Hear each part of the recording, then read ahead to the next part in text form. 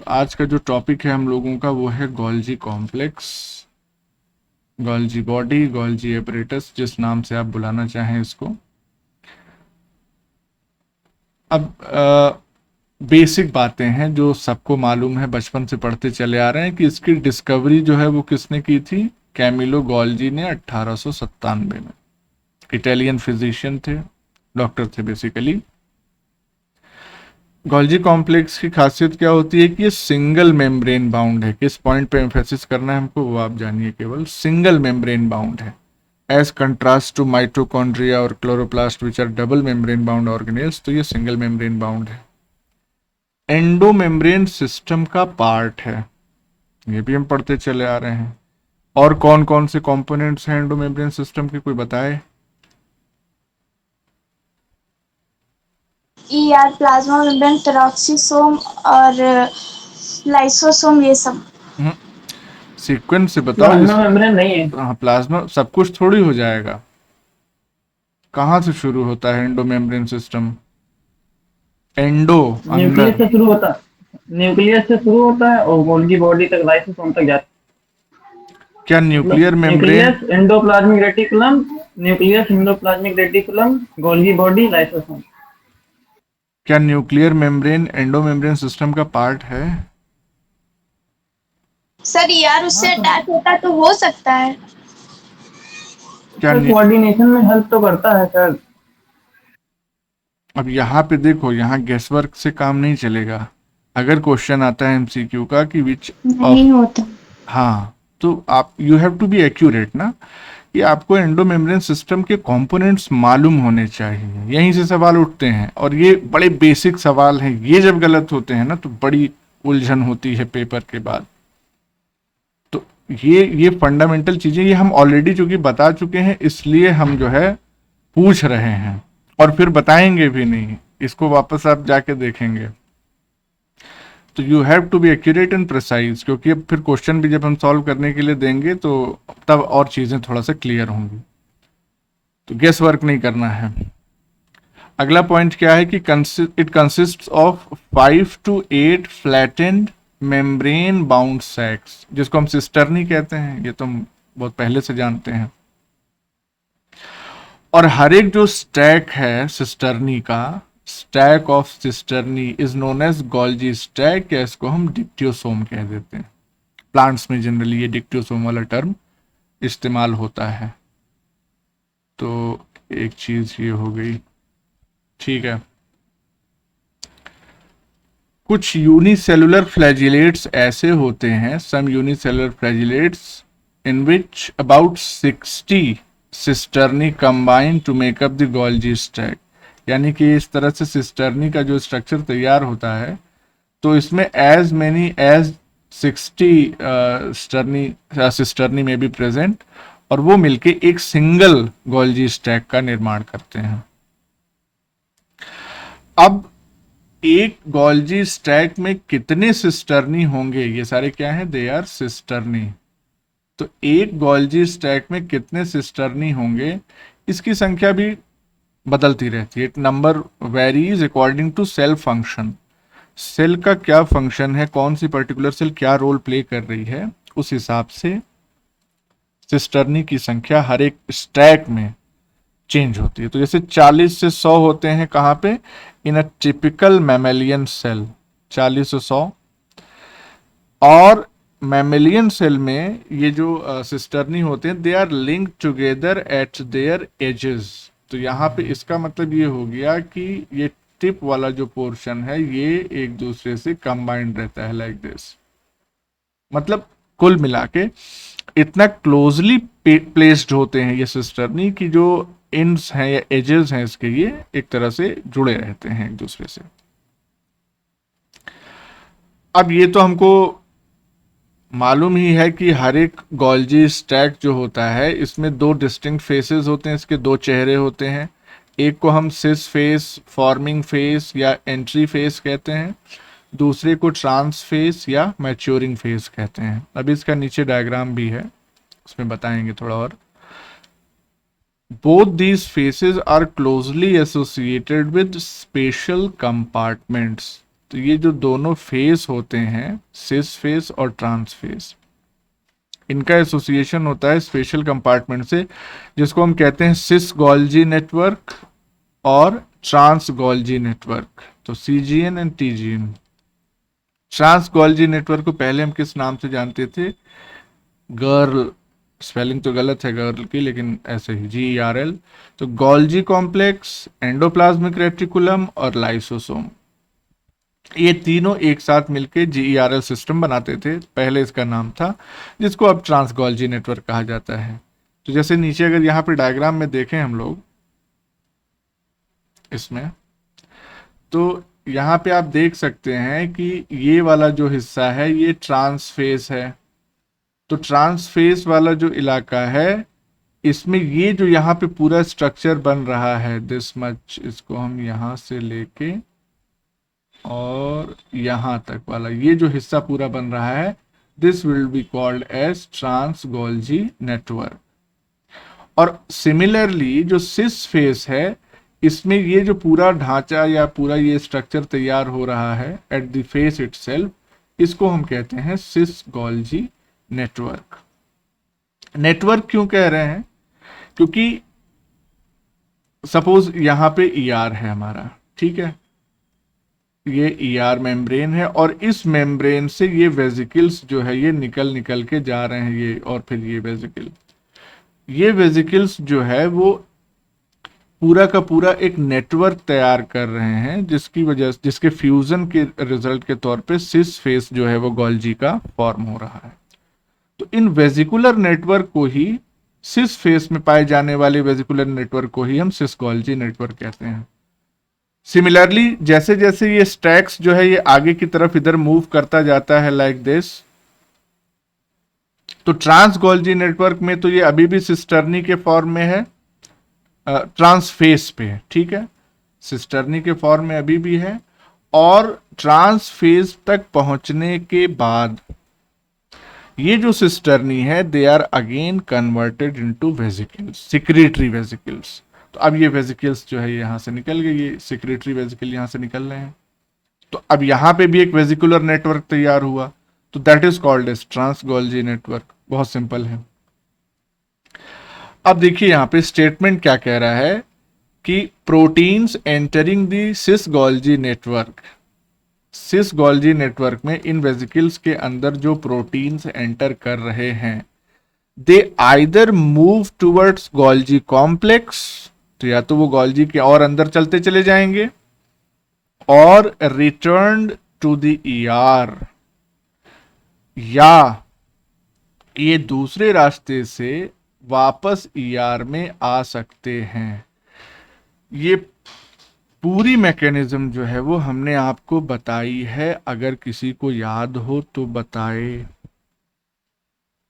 वो जो ER में ER रेजिडेंट प्रोटीन्स होती हैं, हाँ, वो जब जाती हैं फिर गोल्जी बॉडी में KDEL C terminal sequence yes, pH gradient के थ्रू वहाँ एसिडिक होता है, तो रिसेप्टर से बाइंड करके वापस से वेजिकल में पैक होकर ER में आ जाती है। बिल्कुल सही, परफेक्ट, वेरी गुड।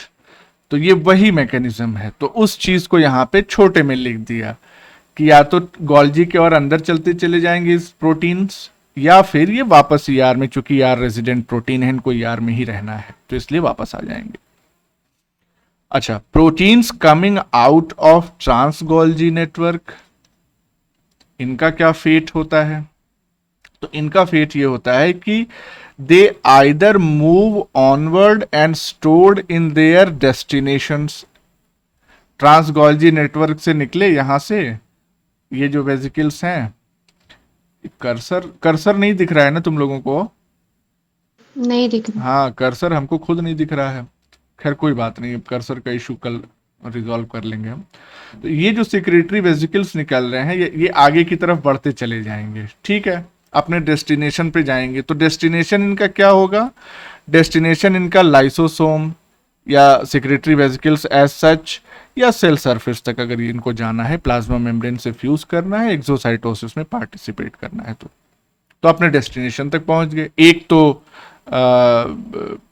फेट इस प्रोटीन का ये हो जाएगा जो, या return to an earlier compartment, या ऐसा हो सकता है कि ये जो ये वेजिकल निकला यहां से, ये अर्लियर कंपार्टमेंट में वापस आके और इससे फ्यूज कर जाए।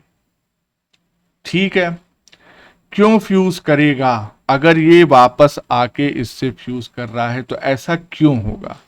गेस करो, जो पिछला जवाब दिया था उसी से मिलता जुलता है। जो उसी ऑर्गेनेल में यूज होने वाली प्रोटीन होगी। Exactly, very good. क्योंकि इसमें हो सकता है कि गोल्जी रेजिडेंट प्रोटीन्स मौजूद हो सकता, नहीं ऐसा होता ही है।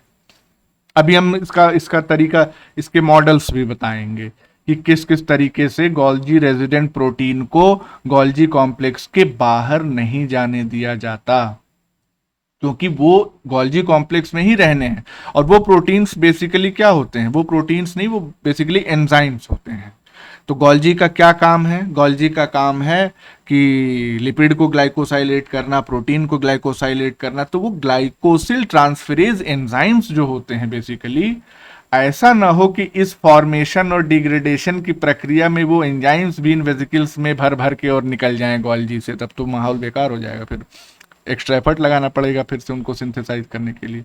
तो वो एंजाइम्स जो है वो बाहर न जा पाए, इसलिए ये वेजिकल्स वापस आ जाती हैं और फ्यूज कर जाती हैं इनटू द प्रीवियस कंपार्टमेंट और previous cisternae.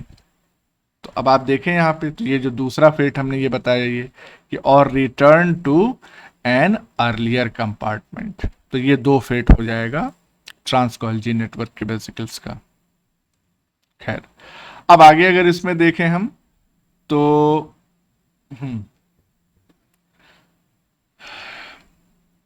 Golgi complex prominent in cells specialized for secretion. जाहिर सी बात है कि सिक्रेटरी वेजिकल्स फॉर्म होते हैं गोल्जी कॉम्प्लेक्स की मदद से। तो ऐसी कोई भी सेल जो सिक्रेशन में इन्वॉल्व है उसमें गोल्जी कॉम्प्लेक्स बहुत प्रोमिनेंट होंगे और बहुत उनकी संख्या भी रिलेटिवली ज़्यादा होगी। जैसे एग्जांपल के तौर पे हम लें तो ये गॉबलेट सेल्स जो होती हैं इंटेस्टाइन की, they secrete large amounts of polysaccharide rich mucus into the gut. Goblet cell का काम है गट में म्यूकस सिक्रीट करना। ये तो समझ में आ रहा है, पूरा डाइजेस्टिव सिस्टम तो पढ़ रखा है आप लोगों ने, कोई दिक्कत नहीं है। तो it contains unusually large secretory vesicles. इसका मतलब क्या हो गया कि ये जो गॉबलेट सेल्स हैं इनके अंदर unusually large secretory vesicles present होते हैं, बहुत बड़े बड़े, on the trans side of Golgi complex. जाहिर सी बात है वेजिकल्स तो ट्रांस साइड में ही बन रहे हैं, सिक्रेटरी खास तौर पे। अब इसको थोड़ा सा समझना है तो एक इमेज के हेल्प से हम लोग समझ सकते हैं। Let's see.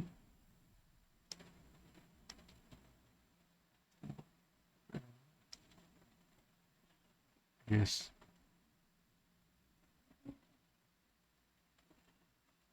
ये तो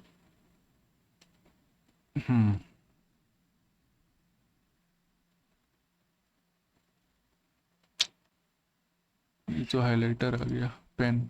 यस, तो अब आप इसमें ये दिख रहा है, ये कोई दिक्कत तो नहीं हो रही है? छोटा लिखा हुआ है बहुत। ये देखो, ये क्या है? ये हिस्सा ये बेसिकली माइक्रोविलाई है।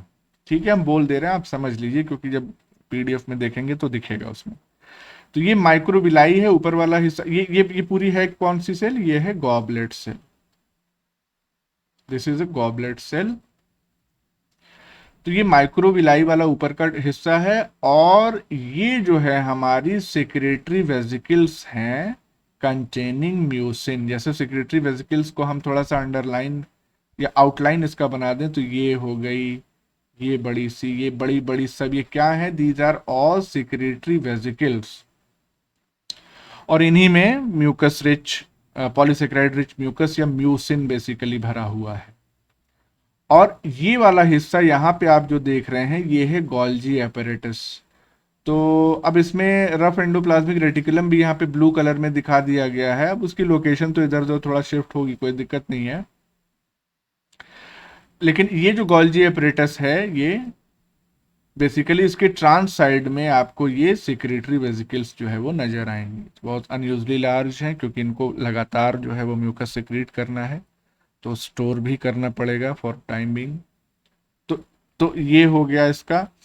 तो 10 Trans-Golgi network forms secretory vesicles which release their content to cell exterior by exocytosis।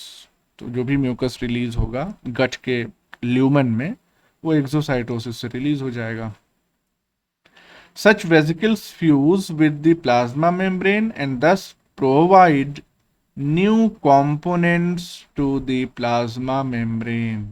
तो ध्यान रखिएगा हमेशा, जैसे ये प्लाज्मा मेम्ब्रेन है और ये वेसिकल जो है ये आ रही है प्लाज्मा मेम्ब्रेन की तरफ, तो जब ये वेसिकल इस मेम्ब्रेन से फ्यूज कर जाएगी, जाहिर सी बात है, तो इसका मतलब कि इस वेसिकल का ये जो मेम्ब्रेन कंपोनेंट हो गया, it will become integral part of the plasma membrane. तो इसका मतलब कि प्लाज्मा मेम्ब्रेन भी एनरिच हो जाएगी, उसको नया मटेरियल मिल जाएगा मेम्ब्रेन का।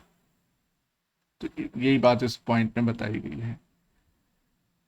तो ये देख लिया हम लोगों ने, ये गोल्जी बॉडी का एक इंट्रोडक्टरी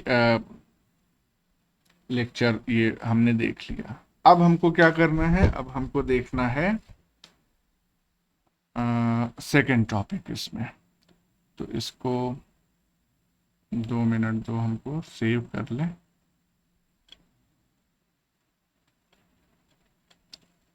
फाइल,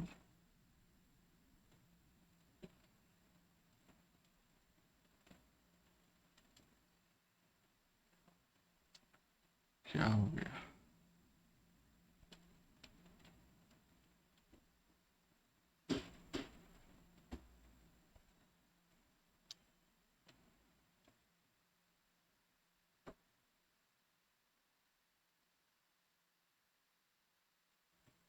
ठीक है, तो इसमें basically functions of Golgi complex के बारे में आज देखें हम लोग थोड़ा सा। फंक्शंस, ये कर्सर दिख रहा है ना?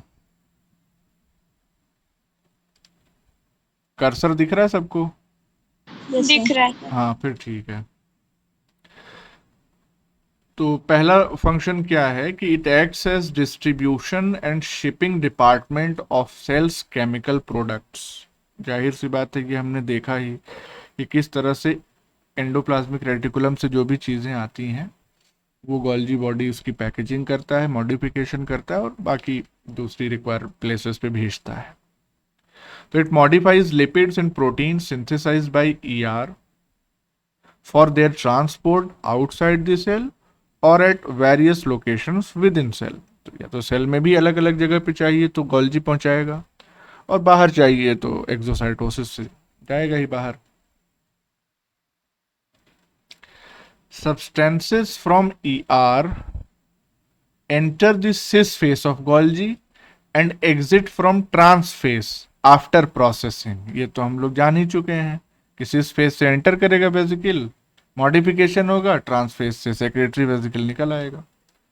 The chemical makeup and enzymes are different in each phase.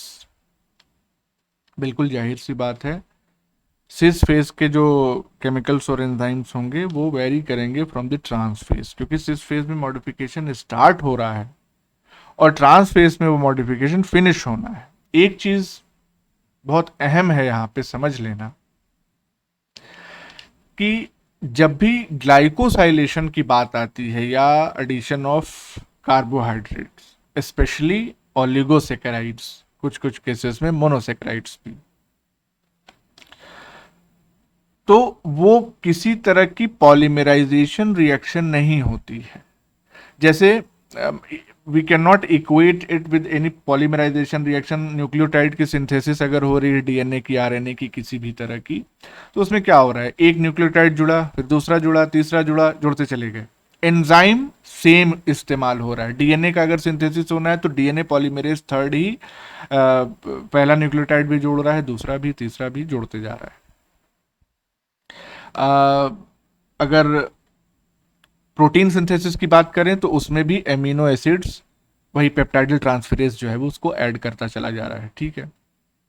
लेकिन यहां पे क्या होता है, ग्लाइकोसाइलेशन के केस में अगर आपको एक कार्बोहाइड्रेट जोड़ना है और उसके बाद दूसरा कार्बोहाइड्रेट जोड़ना है फॉर फर्दर मॉडिफिकेशन, तो पहले वाले कार्ब के लिए जो एंजाइम होगा वो अलग होगा, और दूसरे वाले कार्ब के लिए सपोजिटली कि दूसरा वाला कार्ब भी अलग है तो दूसरा एंजाइम अलग होगा। तो इस कारण जो केमिकल मेकअप होता है एंजाइम्स का वो अलग अलग होता है on each phase, cis phase या ट्रांस फेज। अब हम देखेंगे जरा ग्लाइकोसाइलेशन ऑफ प्रोटीन्स के बारे में।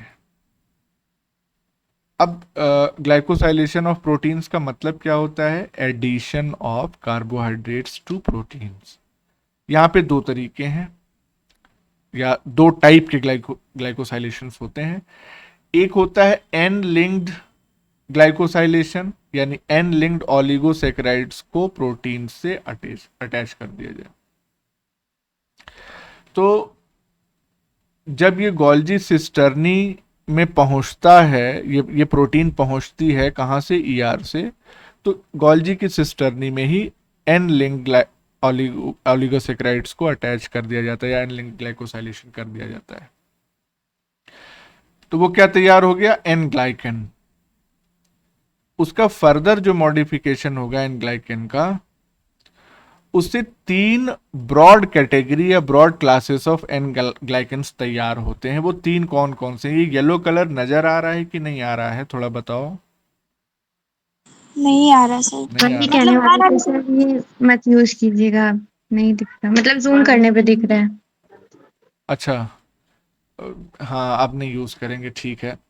असल में हमने जब बनाया था ना तो ये ब्लैक बैकग्राउंड में था ये पूरा ये पीडीएफ, लेकिन जब इसको सेव किए तो बैकग्राउंड कलर अपने आप वाइट हो गया और इसकी वजह से ये कंट्रास्ट नहीं बन पा रहा है।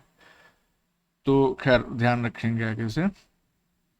यार ये पेन वाला हमको इसमें मिल नहीं रहा है टूल, बड़ी दिक्कत है। कुछ लिखना चाह रहे थे और ये यहाँ पे हो नहीं पा रहा है। अच्छा खैर, इसमें तो बहुत लिखने वाला नहीं है। लेट्स सी, ये क्या है, ये मैनेज डिजिटल सिग्नेचर, नहीं, एक सेकेंड, यहाँ पे नहीं है, वो एडोब पीडीएफ में रहता है। अच्छा चलो, तो हमने अभी क्या बताया आपको कि एन ग्लाइकेंस जो हैं उनका गोल्जी कॉम्प्लेक्स में जब फर्दर मॉडिफिकेशन होता है तो तीन ब्रॉड क्लासेस ऑफ एन ग्लाइकेंस हमको मिलते हैं देखने के लिए।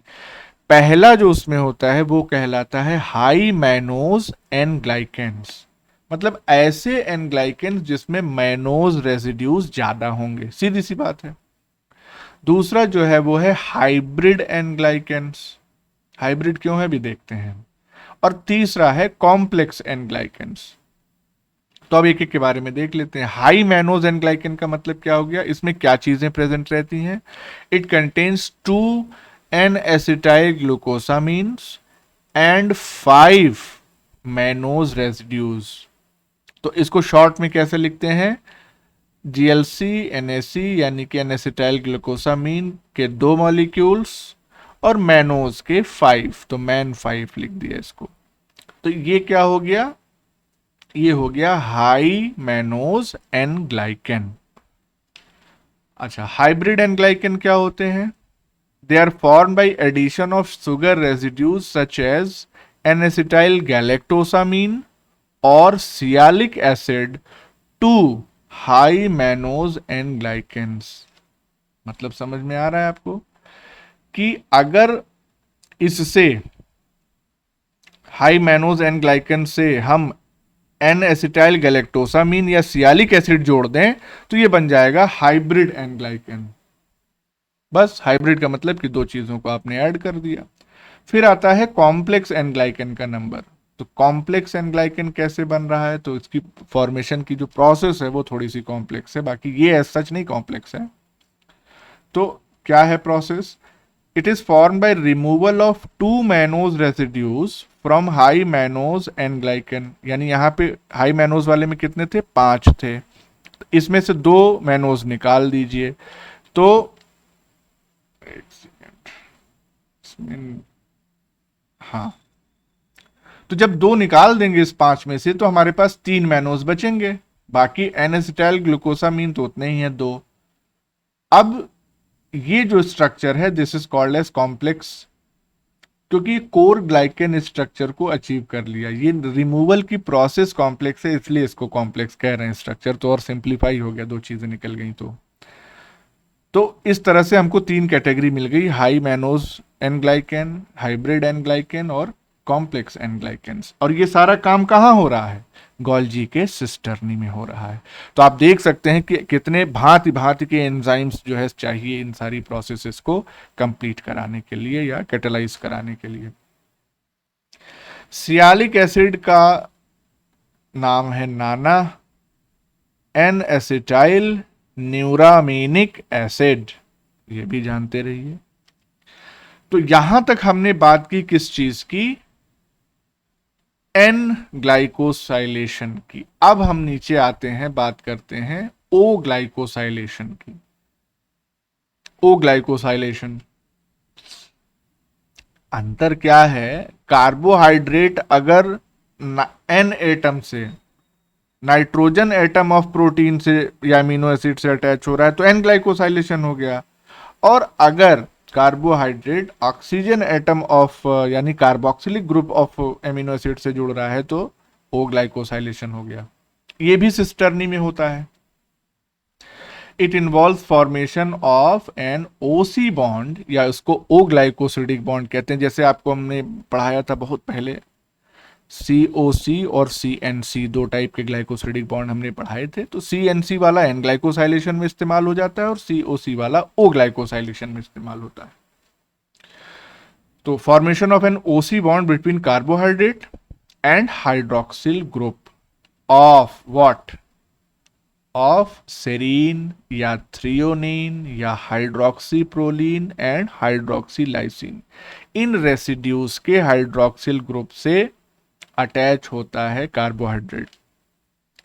इसमें ये जो 2 एमिनो एसिड्स हैं, हाइड्रोक्सीप्रोलीन और हाइड्रोक्सीलाइसिन, इनका इन्वॉल्वमेंट कम होता है, यानी कि to lesser extent. Main involvement जो है सेरीन और थ्रियोनीन का ही होता है during O glycosylation of the protein. तो ये थोड़ा सा इंपॉर्टेंट है कि ओ ग्लाइकोसाइलेशन में सेरीन और थ्रियोनीन मेनली इन्वॉल्व होते हैं। इनफैक्ट एन ग्लाइकोसाइलेशन में थ्रियोनीन इन्वॉल्व होता है, एन वाले में भी, और यहां पे सेरीन थ्रियोनीन दोनों होते हैं इन्वॉल्व। अब ये जो ओ ग्लाइकोसाइलेशन है ये कहां हो सकता है, it can occur in both intracellular and extra cellular proteins. तो ऐसी प्रोटीन्स जिसको सेल खुद यूज करेगी, इंट्रासेल्यूलर प्रोटीन हो गई, और ऐसी प्रोटीन्स जो सेल के बाहर जानी है थ्रू एक्सोसाइटोसिस, उनका भी ओ ग्लाइकोसाइलेशन होता है। ओ ग्लाइकेन्स या O linked oligosaccharides, they are of different types based on initial sugar attached to protein। और प्रोटीन में भी किससे अटैच होगी, सेरीन या थ्रियोनिन रेसिड्यू से। तो कौन सी शुगर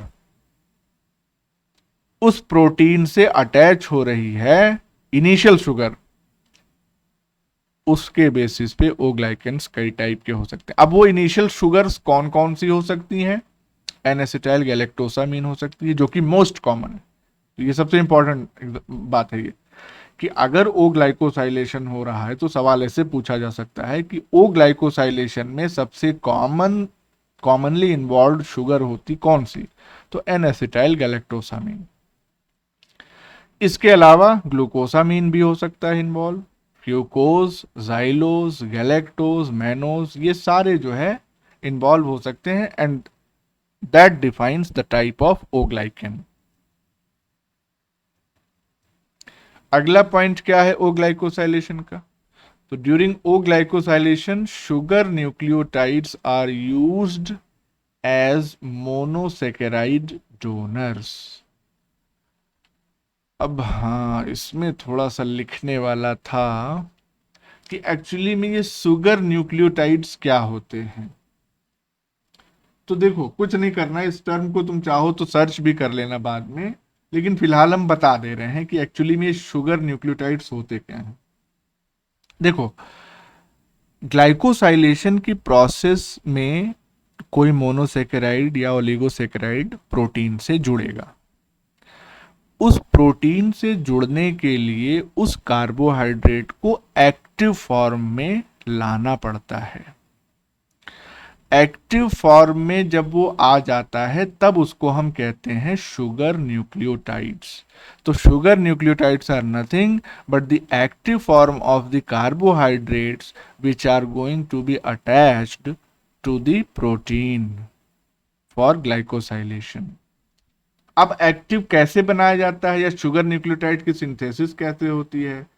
तो कोई मोनोसेकेराइड ले लिया, उसमें कोई एनटीपी यानी कि न्यूक्लियोटाइड ट्राइफॉस्फेट जोड़ दिया, उसमें से एक फॉस्फेट जो है वो निकल जाएगा और दो फॉस्फेट जो है वो मोनोसेकेराइड से जुड़े हुए रहेंगे।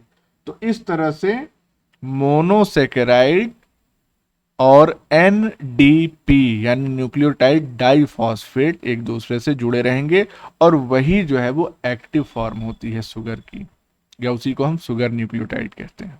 बस इतना है, तो एक बार देख लेना, नेट पे मिल जाएगा, और नहीं भी देखोगे तो ठीक है, इतना आता है समझ में इसकी शुगर न्यूक्लियोटाइड में क्या चीजें होंगी, शुगर होगा और न्यूक्लियोटाइड होगा, काम खत्म। तो they are used as monosaccharide donors. तो डायरेक्टली मोनोसेकेराइड जाके नहीं अटैच हो सकता प्रोटीन से, न्यूक्लियोटाइड के साथ जाएगा तभी अटैचमेंट होगा। अब ये जो ओ ग्लाइकोसाइलेशन है इट कैन अकर इन, कहां कहां हो सकता है ओ ग्लाइकोसाइलेशन? तो ईआर में हो सकता है जो कि आगे गोल्जी तक कंटिन्यू चलेगा, यानी कि ER and continues to Golgi, और एक्सक्लूसिवली इन गोल्जी, या ईआर में नहीं होगा, जब प्रोटीन गोल्जी में पहुंच जाएगी तो सिर्फ और सिर्फ गोल्जी में होगा, या कभी कभी साइटोसॉल में भी ओ ग्लाइकोसाइलेशन होता है। तो ये बात ध्यान रखिएगा, एन ग्लाइकोसाइलेशन जो है वो गोल्जी सिस्टर्नी में ही हो रहा था हमेशा, लेकिन ओ ग्लाइकोसाइलेशन एक वृहद घटना है जो ईआर में शुरू होकर गोल्जी तक कंटिन्यू कर सकती है, सिर्फ गोल्जी में हो सकती है, या कभी कभी साइटोसॉल में भी हो सकती है। ईआर में नहीं, गोल्जी में नहीं, साइटोसॉल में हो सकती है। तो ये थोड़ा सा पॉइंट ऑफ कंसर्न है। अब आते हैं अगले फंक्शन पे गोल्जी के, वो है लिपिड एंड पॉलीसेकेराइड मेटाबॉलिज्म। तो बहुत बेसिक बातें इसमें आपको हम बताएंगे दो। देखिए गोल्जी कॉम्प्लेक्स क्या है, लिपिड मेटाबॉलिज्म में फंक्शन करता है, और उसमें भी स्पेशली दो टाइप के लिपिड्स को मोस्टली सिंथेसाइज करता है। एक को ग्लाइकोलिपिड कहते हैं, यानी लिपिड को मॉडिफाई कर दिया इसने, है ना, ग्लाइकोसाइलेशन कर दिया, और दूसरे स्फिंगोमाइलिन्स। तो ये भी ऐसे लिपिड्स हैं जिनसे कार्बोहाइड्रेट्स अटैच्ड होते हैं। और कौन सा कार्बोहाइड्रेट? तो वो कार्बोहाइड्रेट होता है सेरामाइड्स। अब ये सेरामाइड्स जो होते हैं ये कहाँ सिंथेसाइज होते हैं? ईआर में। तो वो सेरामाइड्स जो है या तो ग्लाइकोलिपिड के फॉर्मेशन में इन्वॉल्व हो सकते हैं या स्फिंगोमाइलिन्स के फॉर्मेशन में इन्वॉल्व हो सकते हैं। तो आइदर और लगा दिया हमने।